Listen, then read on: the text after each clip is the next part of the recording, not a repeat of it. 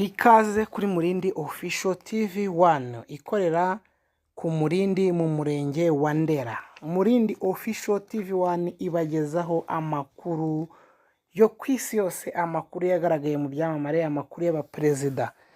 Uyu munsi twabateguriye amakuru ya Donald Trump uherutse kuraswa. Donald Trump ari kwiyamamariza kuzatorerwa kuba perezida. Ayo matora akaba azaba mu kwa 11 ku itariki 5 2024 nibwo Amerika izatora. Ubwo Donald Trump yiyamamazaga, ndagira ngo mbabwire ibyamubayeho. Donald Trump ubwo yiyamamazaga byari saa 12 n'iminota 30 n'iminota 15. Ubwo ngubwo yari ku isaha, wenda tugenekereje ari nko ku isaha y'inaha, ubwo yatangiraga kwiyamamaza ku munota wa 6 atangiye kwiyamamaza, nibwo havutse isanganya ikomeye cyane. Trump agiye kumva yumva baramurashe isasu rya mbere, irya kabiri, ariko isasu rya kabiri ryanyuze ku gutwi, rimusharura ku gutwi. Trump agira ngo ni nk'ibishashi by'umuriro, abanza kwihagararaho, ariko agiye kumva yumva isasu rya gatatu, abona ko ibintu bikaze, nibwo yise aryama hasi. Abajepe be baza bamuryama hejuru nk'uko babitojwe.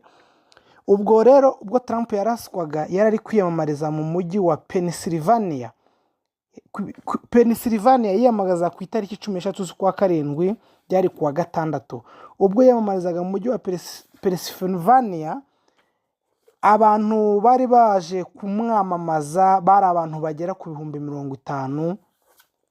Rwose abantu bari babyitabiriye cyane, banejejwe n'uwahoze ari perezida wabo. Ubwo rwose nibwo yahuye n'isanganywa araraswa.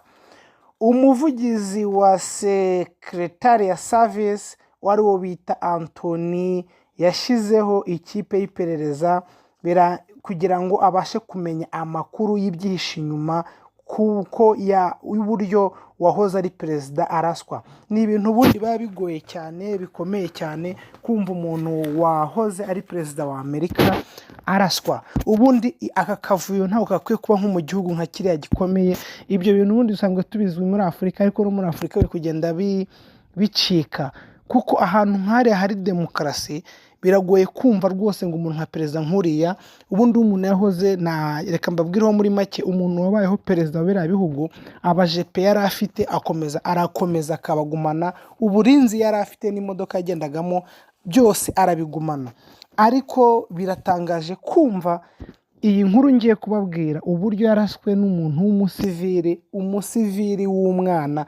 Ubundi hari ikintu iriya Secretary Service cyangwa bari abantu bashinzwe kumurinda b'abajepe ikosa rwose bakoze. Ndaza kubabwira amakosa 5 bakoze rwose bitagomba kubaho. Ni gute umuntu w'umusivili w'umwana w'imyaka 20 cyane ashobora kuba yaragiye ahantu Trump ari kwiyamamariza akabasha kurasa umukuru w'igihugu? Iyo rwose ni feria kuba abantu barinda umukuru w'igihugu. Ubundi ahantu umukuru w'igihugu agiye kwiyamamariza hagomba kurindwa n'abari abajepe be, hakarindwa n'abapolisi. Ariko ikintu cyagaragaye nuko ahantu hasi aho perezida hari harinzwe n'abapolisi, abajepe bari aho hafi, kandi ubundi ntibigomba kubaho. Hafi ya perezida agomba kuba hari abajepe bo bakamurinda. Ariko ikintu gitangaje noneho cyabereye n'abantu urujijo, aho abaturage bari bategereje Trump ko bagomba kumwamamaza, babonye umuntu w'umwana rwose ari kwitwara bidasanzwe, ari kurira ahantu kuri etaje, babibwira abashinzwe umutekano. Abashinzwe umutekano babica amazi, ariko muraza kumva ikintu cyavuyemo. Umwana w'imyaka 20 gusa, umusore muto cyane witwa Thomas McCrabb, ukomoka mu mujyi wa Beta Park, nibwo rwose yari afite imbunda, yurira kuri etaje ya sniper arayishinga. Imbunda yo mu bwoko bwa R-50 cyangwa R gukuramo 50. yari mu birometero 230 aho yari yegereye rwose cyane, aho yari yegereye Trump yiyamamazaga. Ubwo uwo mwana nibwo yabashije kurasa mu masasu 3 yarashije, yabashe kurasamo abantu 3, 2 bahita bapfa, umwe arakomereka. na Trump akomereka ugutwi. Ni ibintu rwose bibabaje igihugu nka kiriya ngo kireberera isi yose ku bintu bijyanye n'umutekano. Ni igihugu cyamamaye ariko biratangaje ku buryo umwana w'imyaka 20 utaratojwe igisirikare ashobora kwinjirana abajepe nk'abariya bakomeye cyane bakabasha kurasa umukuru w'igihugu nk'uriya nka Trump. Ariko amakuru n'ibinyamakuru bimwe na bimwe byo muri Amerika birabasha gutangaza yuko Trump rwose ari imbere cyane. Biden afite ubwoba bwinshi cyane kuko Trump ashobora kuzamutsinda ka perezida w'igihugu, kuko ikigaragara nuko Biden afite intege nkeya z'umubiri n'iz'ubwonko. Biden rwose yacitse intege, arashaje, arananiwe mu mutwe, ashaje mu bwonko, arananiwe cyane.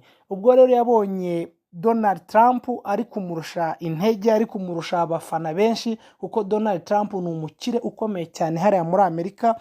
Rwose Biden yagize ubwoba, atangira gushaka uburyo yahitana Trump, ariko ntago abantu bamwe babashiye kubyishimira, kuko harimo abantu bagiye banenga ubutegetsi bwa Biden. Hari nk'umuhungu wa Trump yabashije kuvuga ko ikiganiro twagicumbitse tugeze kuho umuhungu wa Trump witwa Junior Trump yavuze uburyo Amerika ifite udutsiko tw'amabandi dushaka kuzavugana se, ariko avuga yuko papa we ari intwari kandi ikomeye itabasha gutsindwa. Urumva aho rwose Junior Trump yabashije kubivuga.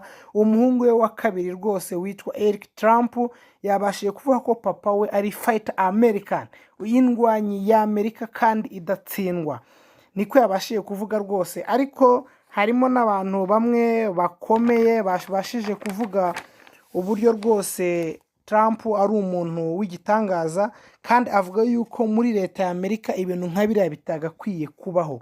Uwo bita Anthony Blinken, urumva uyu nawe yabashije kuvuga uburyo rwose leta ya Amerika biriya bintu bitagakwiye kubaho, biriya byanka biriya rwose bitagakwiye kubaho, ari uko buri muntu yagakwiye kugira ubuzima bwe akavuga politiki uko abishaka. Hari n'uwo bita Nancy Pelosi yabashije kuvuga yuko Trump, kandi uyu Nancy Pelosi ntago avuga rumwe na Trump, ariko nawe yababajwe n'ibikorwa byabaye hariya ahantu muri Amerika, ibikorwa bigayitse cyane bitagakwiye kuranga leta ya Amerika. Uwahoze ari perezida wa Amerika wo bita Barack Obama nawe yashimiye Trump uburyo ari intwari, uburyo yabashije kwihagararaho, kandi abasha no kuvuga rwose uburyo Trump atakwiye kuvuzwa ubuzima uburyo yumva politike cyangwa uburyo agomba kwiyamamariza kuba yayobora igihugu. Yavuze yuko nta muntu n'umwe ugomba kuvuzwa uburenganzira bwe ngo kubera ari kwiyamamariza kuba perezida w'igihugu. Uwo rwose Barack Obama nawe yabinenze, kandi Barack Obama akiyoboye ntago yacanaga rumwe na Trump, byari nk'injangwe n'imbeba. Ariko Barack Obama nk'umuntu w'umugabo rwose w'intwari yabashije rwose kuvuga ko ibiriya bintu byabaye muri Amerika bitagakwiye kuba.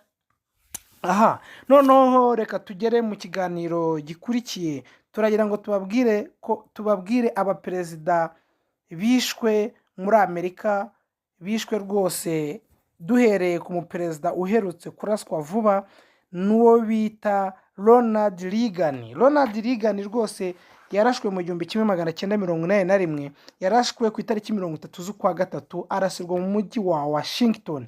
Ibi ni ibintu byatangaje isi yose, uburyo perezida nk'uyu nguyu Ronald Reagan yabashije kuraswa, kandi ahangaha nibwo yaragitangira kwiyamamaza nawe baramurashe. Iki gihugu cya Amerika cyaranzwe n'abaperezida bageze muri 5 babashije kuraswa, harimo na Donald Trump.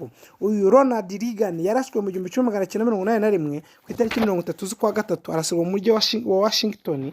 Ibi ni ibintu rwose byagaragaje Amerika bigaragaza nabi.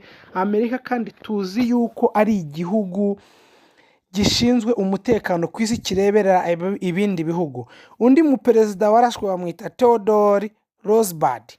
Theodore Roosevelt yarashwe mu 1912. Urabona rwose harimo imyaka yagiye icamo, ariko harashize igihe kinini insanganya nk'iyi muri Amerika itaba. Ariko nkaba nibaza ni iki gituma abaperezida babarasa kandi n'abaperezida baba bari protected. Reka dusubire kuri Trump.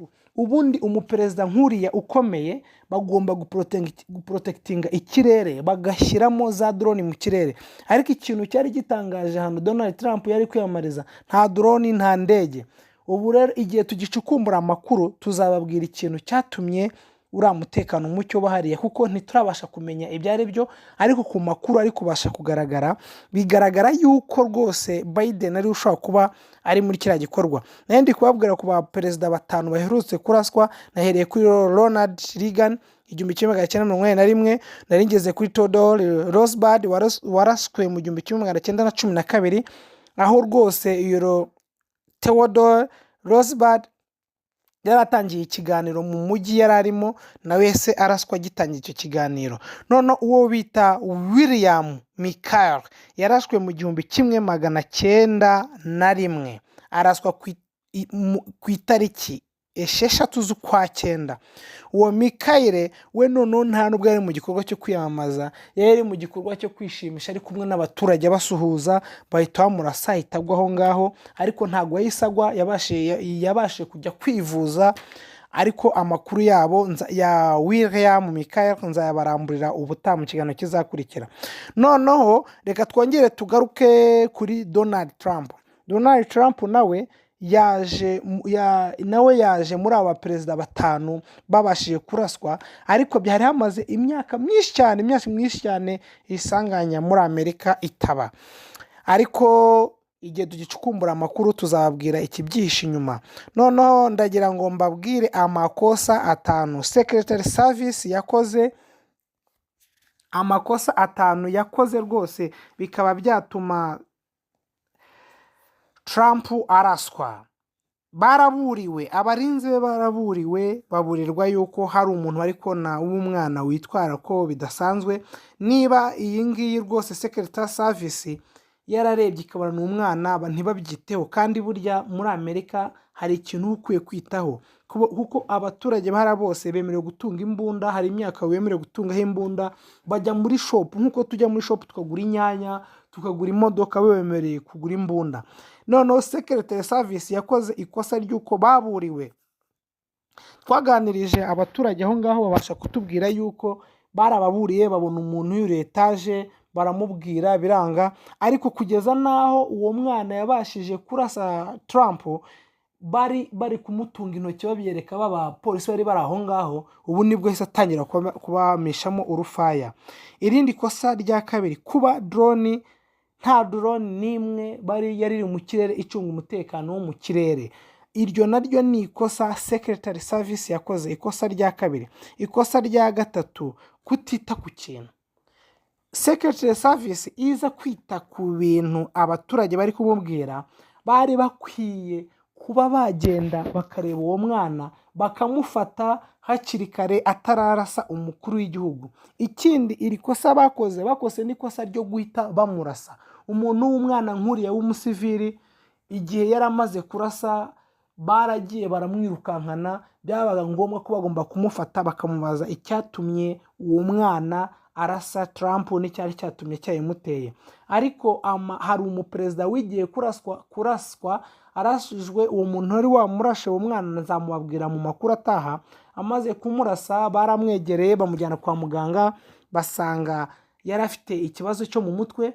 Ariko nanone hari n'undi wigeze kurasa bamujyanye kwa muganga basanga ni muzima, ariko akaba yari afite umusheri w'umukobwa yateretaga, ariko aturuka kuri perezida warashwe bitaga Theodore Roosevelt. Ubwo uwo mukobwa yaramubwiye ngo umunsi uzabasha gukora akantu k'agatangaza mu gihugu kagaragara rwose nzaguha urukundo. Nibwo uwo mwana rwose yeguye imbunda ye ya sniper yitwa R-50, aragenda rwose aragenda. Nibwo yahereye kuri se w'umukobwa abaramurashe. Ni ibintu bikomeye cyane. Urukundo narwo hari umuhanga wabashije kuvuga ko ari indwara yo mu mutwe rwose, ariko biragaragara uburyo umwana yatinyutse perezida. Nari ngeze ku ikosa rya gatatu aho batageze ikintu bitaho, noneho tugeze ku ikosa rya kane. Secretary Service yagombaga kurinda hanze aho abaturage bari na Trump yarari, ariko mu by'ukuri ntago Secretary Service yabyitaho, hari harinzwe na polisi. Iryo ni ikosa rya kane yakoze. Ikosa rya gatanu, ubwo yagombaga kugira